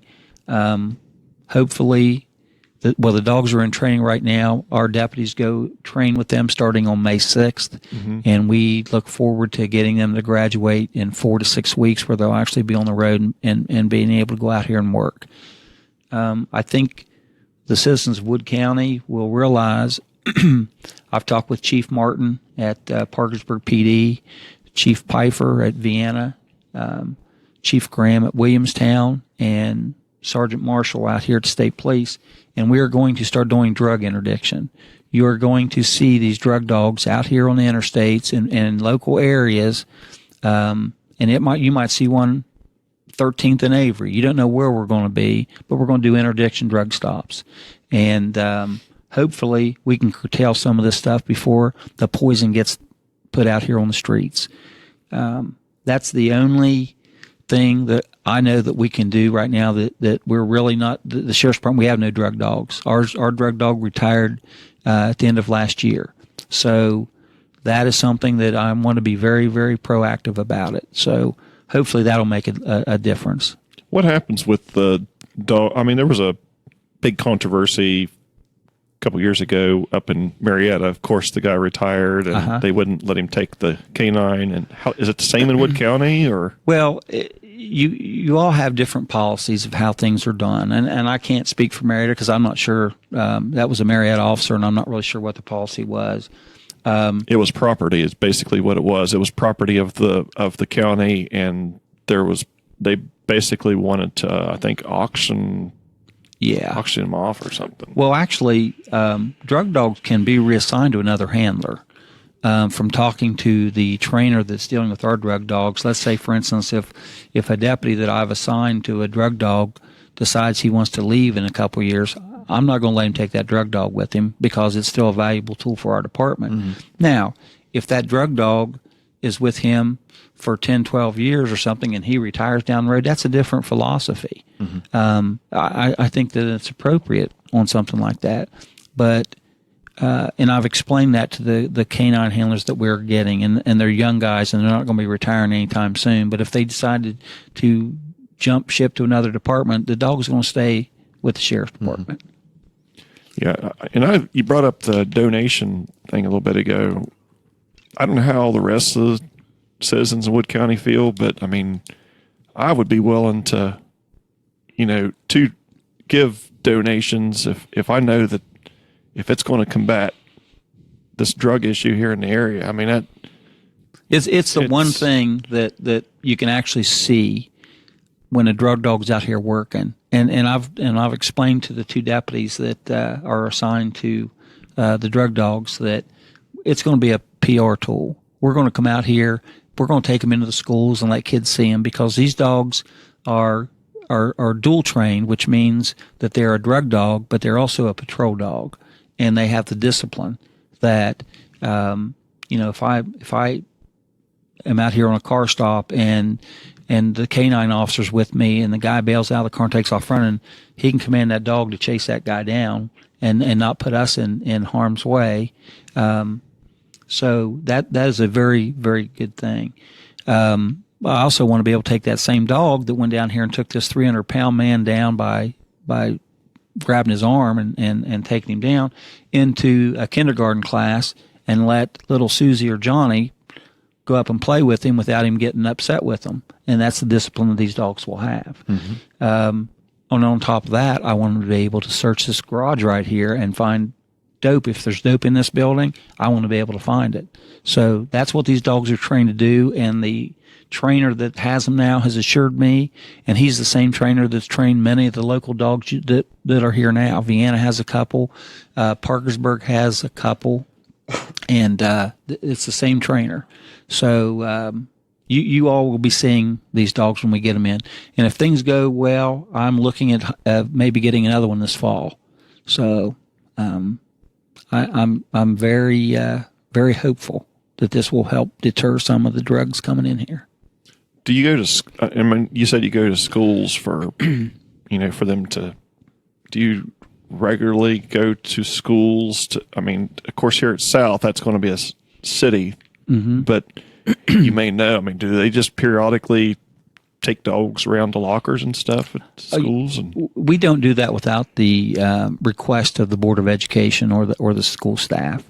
That's entirely their choice whether they bring a dog in or not, unless we know if there's an issue or something like that. But typically that's something that is actually answered on a case by case basis with the individual principal and the Board of Education. Because you never know. I mean, if a child was in a house and their clothing, do they pick up, would a canine pick up that? Absolutely. If mom and dad are smoking dope and drop the kid off out front of school when he walks in, of course that marijuana smell is going to be on him, or the crack smell for smoking crack, or whatever that drug may be of choice. Sure, it could be on that kid, but here's what's pretty cool about this drug dog. Any other way, until we command it to look for drugs, it could care less what that guy smells like until he's told to look for it because he's looking for his reward from this handler. He's not going to just sit there and say, well, there goes someone smoking marijuana. It's really weird, the mentality of the dog, but the dog's not going to work until he's told to work. Is it true? I've heard this too, that a lot of them are trained in Dutch, so that only the handler knows what the commands actually are. Well, I can tell you that our 2 dogs are coming from Germany, and there will be German Gotcha. commands for them. Yes. Yeah, I was going to ask the same question. Yeah. Great minds think alike, right? Yeah. Do you ever do traffic stop? Well, let me rephrase. That's not what I was going to say. When you do seatbelt checks, I mean, what's your? I mean, you have. There are checkpoints. Checkpoints. You're talking about checkpoints. Yeah, that's what I was trying to. Yeah. We do checkpoints, but usually those are in conjunction with some grant because, quite honestly, we're running from call to call to call. We don't have time to do those just on a regular patrol issue. But if there's a grant and we have guys come in off duty, we might do DUI checkpoints or a safety checkpoint, those type things. But we just don't randomly decide, today we're going to just go and do that because we don't have the manpower to do that. I was just curious on, when you did do them, if, you picked up, people that would, Oh, well, the thing about it is once you make contact with somebody, you can learn a lot. Yeah. When they come by and you're looking at their seatbelt or it's a DUI checkpoint and you start communicating with somebody or you start looking at their eyes, you get a good feeling of what's going on with somebody usually. But as you know, people think that it's our fault and it's not. We are required by state law to post when we're doing a safety checkpoint for DUIs. And it has to be publicized. So they'll sit in the newspaper, and people say, you guys are stupid because you guys put it out there. Now nobody's going out there and drive drunk. Well, that's true, but it's not our choice. That's what the law says that we have to do. I didn't know that. Okay, yeah. so because I always thought it was stupid too. Yeah. It is, but it's not because we want it that way, because we want to go out here and get those people off the road. Sure. And you still, you still pick people up. You put it out there. Yeah, occasionally you still get those guys that come through. But yes, there are certain requirements. We have to have signage that tells you there's a DUI checkpoint ahead, and there has to be an avenue that they can escape before they get to us. Those are all state laws that we have to do. I didn't know that either. So you're saying there are only specific places that are even qualified to be a checkpoint, right? Yeah. Because when you do the checkpoints, you want to have a place big enough that you can get them off the roadway and somewhere level where you can do a field sobriety test. Wow. So I waited to the proper point in the show to ask this, and it's kind of with what we're talking about now.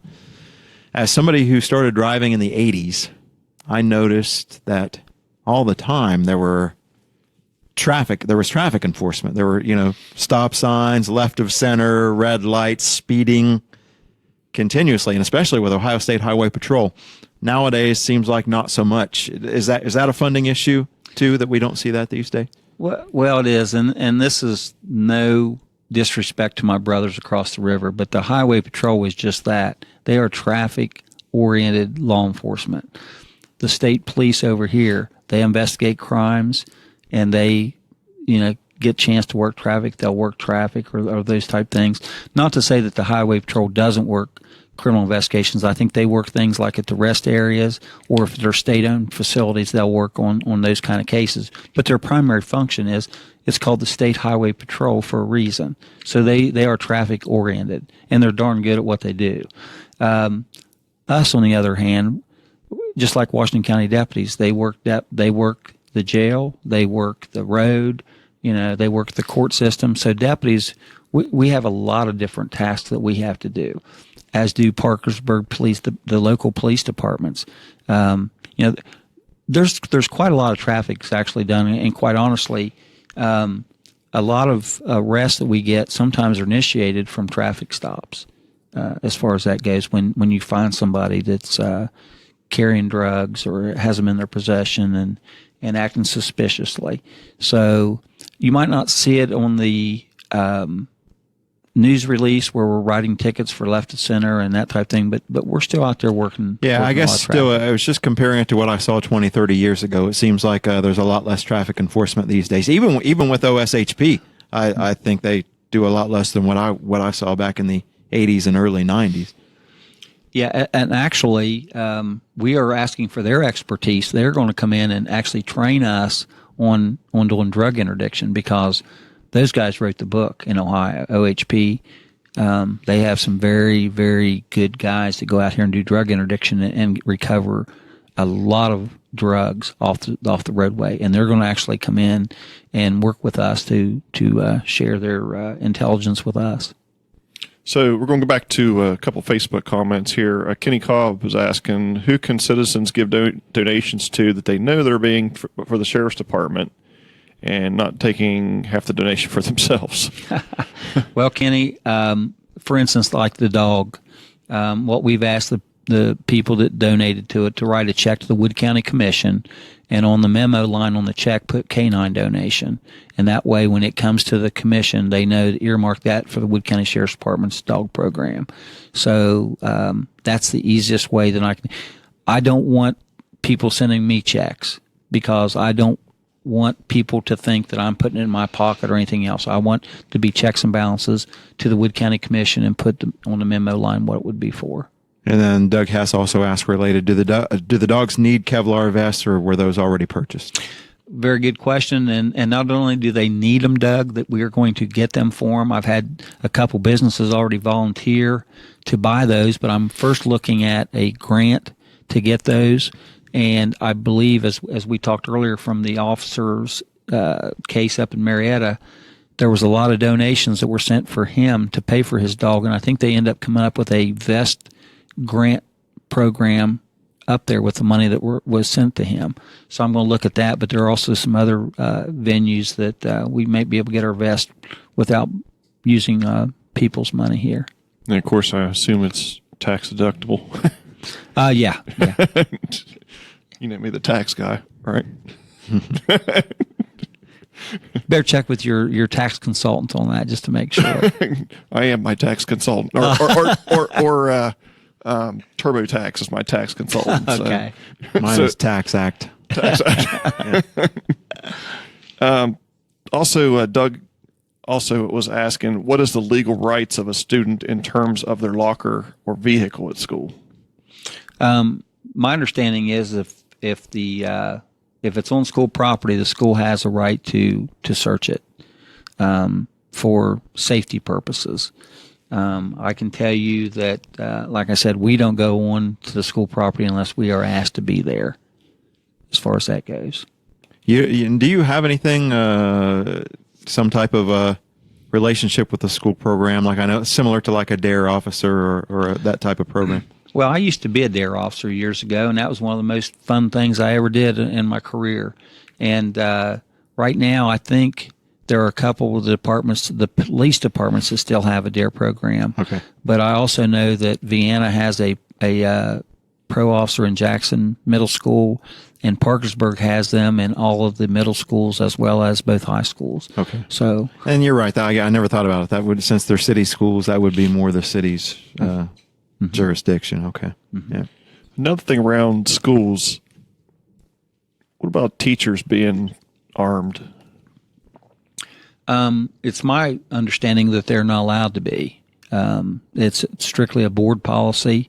Of course, the state law, they don't want you to have guns on school campuses. So I'm not sure where that might go. I know that there's been discussion about that. As far as, and once again, I'm all about, if you're properly trained to carry a firearm and do it responsibly, I don't see an issue with it. But don't just go down here and buy one at Rural King and go walking around and think you're a gunslinger. It doesn't work that way. Yeah, I mean, especially with today's environment, you see school shootings, once a month, every couple months. So, I mean, that. And one of the issues that would concern me in a school would be if it was properly stored or where the weapon was, where a child or somebody else couldn't get to it. There would have to be a lot of research done on what they're going to do with that. And I don't think that it would be proper to be walking around with a gun strapped on your side, in plain view. When you're trying to instruct little kids, I don't think that they would stay focused on their schoolwork. So, I mean, there would have to be a lot of research done on that for many, many, many reasons. Yeah, I mean, they have those new, I call them new, those vaults now that have a little key card thing that you just put up against it. Maybe something like that. I don't know. But do you all do any kind of training? Has there been any extra training put in place because of the school shootings that have happened? I mean, you mean the officers? Yes. Oh, yes, absolutely. Yes. Yeah. We actually have a couple of different things that we do. Of course, our SWAT team, those guys train all the time, and that's really going to be our response to an armed attack if we have the time to do that. Depending upon what's going on, the deputy or the police officer or a combination of both may be the first one on scene at a situation, and they've got to make the decision whether they go in and deal with that. But obviously, if you pull up and you hear gunshots as a police officer and you see somebody or something, you're wanting to respond to that and take the threat out. So each case has to be dealt individually. I know there are certain places, businesses here in the county where it wouldn't even be safe for us to discharge our firearm for if a muzzle flash or any kind of penetration on metal. There are places that it's really scary if something would happen that we can't even discharge our firearm. And to add to that, by the way, our facilities at Bureau of Fiscal Service host active shooter training because our buildings are a lot of the times vacant on the weekends, and so actually our DuPont facilities have just started doing active shooter training. They did our Wilmington. Yeah, no, ours was the ones where we allow law enforcement though to come in and do active shooter training. Yeah, ours is what would happen if. Yeah, well, we're in the process with at DuPont Comores. We just had a recent meeting with them and the safety site supervisors and Randy Lowe, the director down there. And I think you're going to see a lot more of our activity down there as far as doing some training. What about terrorists? Have you had any is there any credible things that have happened in? Nothing really to speak of. One of my assignments when I was at Vienna was Chief Deem allowed me to spend a year with the FBI Terrorism Task Force in Charleston, and we investigated. Actually, Captain Keith Roberts, who just recently retired from Parkersburg, he and I both were assigned there, as well as Ray Holland, who was a state trooper, and so we kind of got a feeling. And there was a lot of more domestic type terrorism than somebody coming in from out of country. You've heard the supremacist groups and those type things that in West Virginia, militia, that type thing. But here locally, the only, we deal with the sovereign citizens occasionally, when something comes up on those, I'm trying to remember. I think the most recent case has probably been a year and a half or so ago. We don't get those very often, but when they do, they're concerning. What about this whole Black Lives Matters thing? I mean, have you seen any backlash on any of that? No, I have not, because I think the people in our area they're a whole different breed of people than you're seeing on TV. Most of the people here, it doesn't make any difference what color you are.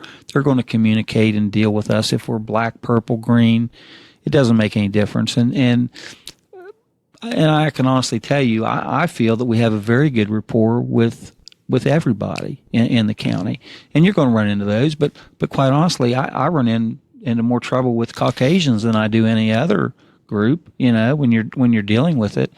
Now, that's not to say that if there was ever an incident that could be in a gray area somewhere along the line, and we would get people to come in here from out of the area and cause problems, that would be a tragic event that we'd have to deal with. Mm-hmm. But for the majority of the dealing that we have with people, I don't see that problem at all.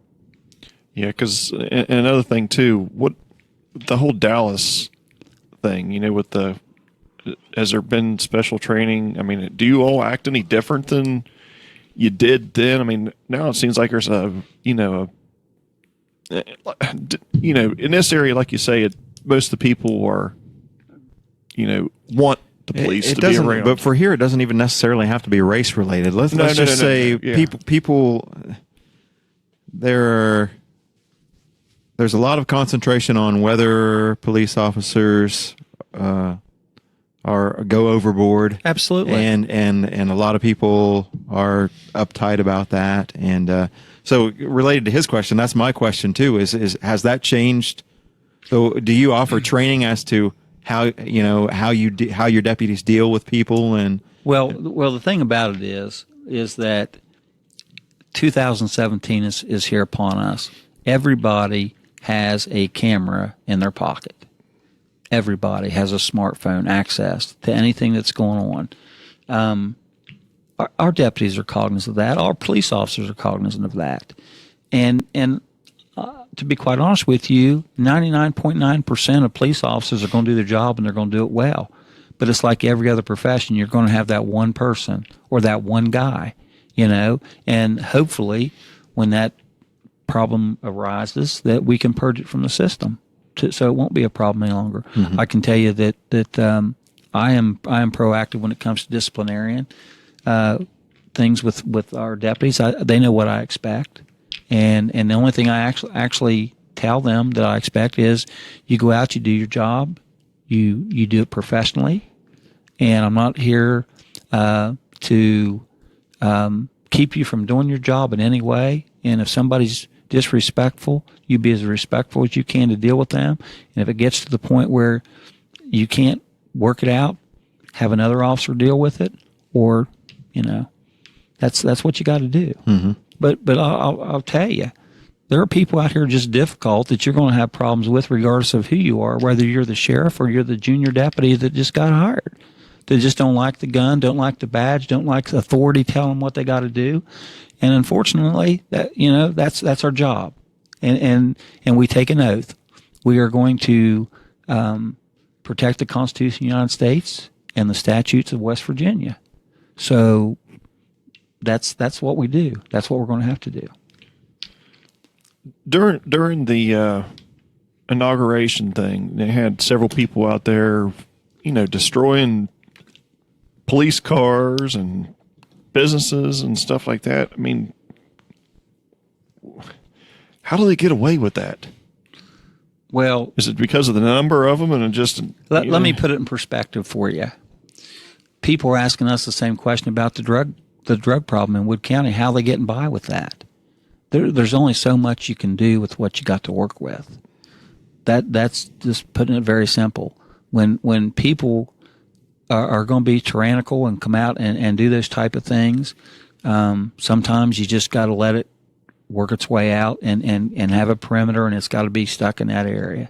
There are no solutions, honestly. If somebody wants to do that type of thing, there's not enough police officers that's going to be able to make arrest everybody that's involved in it. You try to get the key people, you try to go back with video and try to get arrested and go back and do it. But unfortunately, we're police officers, not miracle workers. We can't do anything that we don't have the manpower to handle. Yeah, I was just curious too. On a lot of the protests, the cops get rocks thrown at them and everything else. I mean, do you technically have the right to?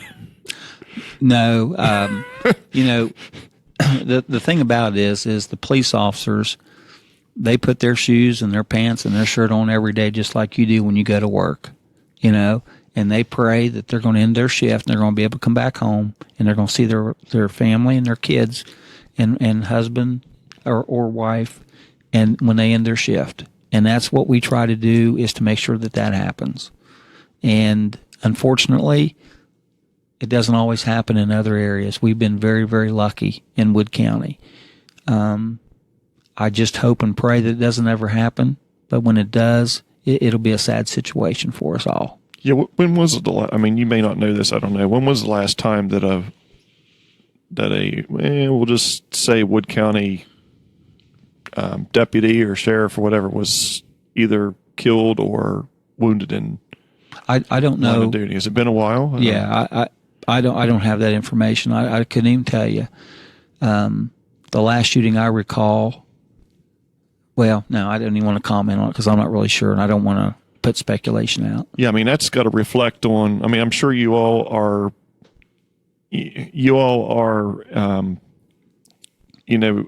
what's my word I'm looking for?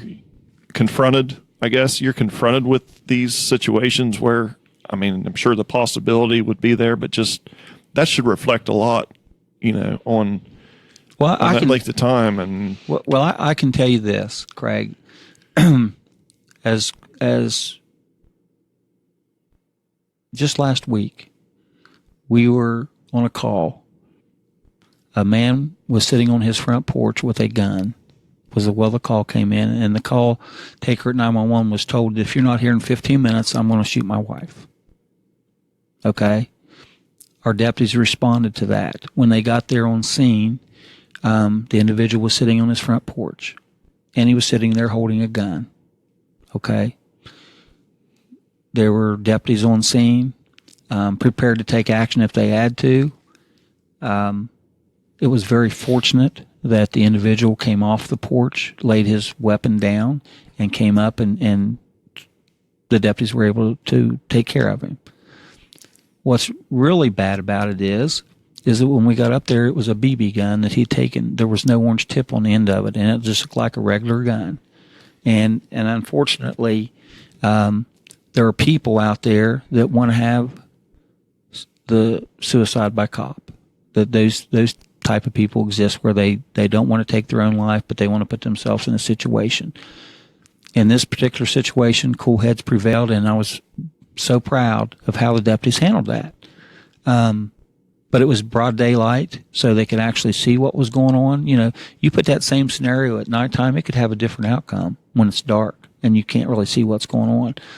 Every case is different, but what you got to realize is we're paying these guys to go out here for 32.6 to go out and take those chances of dealing with that type of person. And quite honestly, once they got the person, and he was just sitting here, he'd talk like you and I. He just had some issues going on that day, and it's sad, but police officers have to deal with that all the time. All the time. You have to love what you do. I mean, because it's definitely not for the money. You've got. You do have good benefits. That was one of the things that, I guess inspired me at the time to try. But you're definitely not paid well enough for what you do. Had a couple questions since we only have about 10 minutes of show left. I work in technology. I'm an IT guy, so I was just curious as to how Facebook and social media has changed the way you investigate, the way you do police work. Oh, it's helped tremendously. Now, like I said earlier, when we put something out there on Facebook, we get instant response back. Instant response, and it's been very helpful.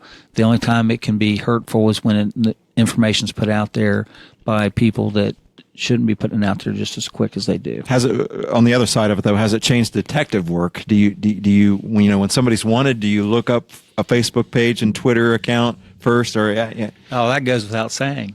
It does. It goes without saying, and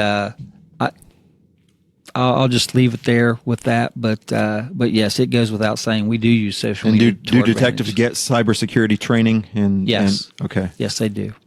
Hey, let's go ahead and give away a gift card here real quick. Okay. The first person that puts a comment on there, they know the owner's name of the Crystal Cafe. We have Crystal Cafe gift cards here, $5.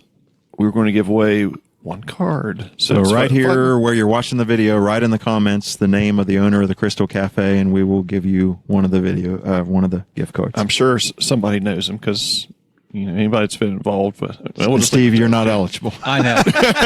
He's a good friend of mine. I know who it is.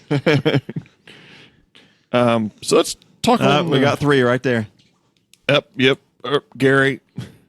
Oh, wait a minute. Who was first? Gary doesn't count. He didn't give his. Laura. Laura was first. Laura Greathouse. Yep, Laura. All right. Pistol packing Laura. Let's see. Let's go to your personal side a little bit. You say you like to hunt. I do. Do you go outside of the? Do you just hunt locally, or? Actually, a good friend of mine has a farm down in the Belleville area, and my son and I go down there and hunt and fish quite often when we get a chance to. But we start out with squirrel hunting and going deer hunting, and it's nice to get out. I was just talking to a person last night. I know you're not a hunter, so you may be bored with this. I don't know. But when I used to hunt, used to go squirrel hunting, especially, you'd be walking along and it's like a helicopter going off and pheasants. Uh-huh.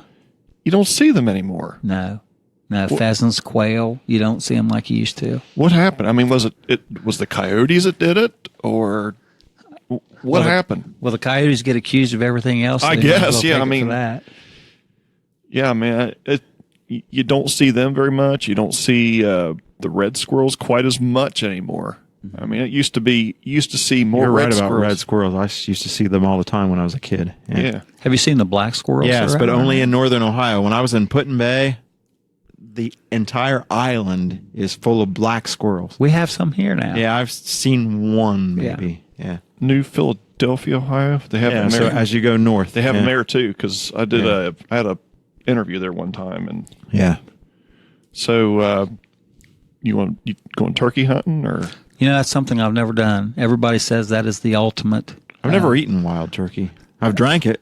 Yeah. Yeah. No, I've not eaten it either. Yeah, I've never turkey hunted either, but I've heard the same thing. But they say that the meat is different than. I've heard that too. Store-bought. Yeah, I guess any wild game you get less fat because they just don't pack the fat on that domesticated would. So, have you done deep fried turkeys? no, Turkey? oh well, yeah, I've had it. Yes, I've never I had love it it before. You would not believe how it seals in the juices. I mean, to me, the way we cook is with the Reynolds oven bag because it does seal in the juices. But with a fried, it's even more juicy. Yeah, I've done it in deep fryer, and it's great. Yeah. And I like the crunchy skin on the outside. So do I. Yeah, see, I like deep fried peanuts. You ever have deep fried peanuts? I haven't. You eat the shell and all. It's real. Oh wow, weird. no, I've never even heard of that. I don't know if it's a southern thing because we got That southern thing is boiled peanuts. So you see those on the way to Myrtle Beach. Yeah, actually, it's the same place that was. Oh, maybe that is a southern thing then. Yeah. Hey, one thing I would like to add, if you guys don't care, No, go right if somebody has any questions or would like to contact me about anything that we've talked about or anything else for that matter, they can call my direct dial number at my office, my desk. It rings right at my desk. You don't have to go through anybody. It's 424-1921, and that rings right on my desk. So if I'm in there, I guarantee I'll answer it. If not, I'll take a message and I'll call you back. Great. Okay. Well, Scott, I think we've kept him here long enough. I'm actually hitting the road on vacation anyway tonight, so we're Scott won't be here next week, but I plan on doing a show. Actually, we're going to have a bunch of weirdos in here next week. We're going to have, or I should say, Dizzy. We're going to have Dizzy Boy Productions next week. The people that do the movies in town. We're going to have them here next week. So. But thanks for everybody tuning in. Thanks, Sheriff Stevens, for coming in and talking to us. We really appreciate it. Thank you for your service. Thank you. And catch us all next week, 6 to 8 p.m. and every Sunday. Have a good evening.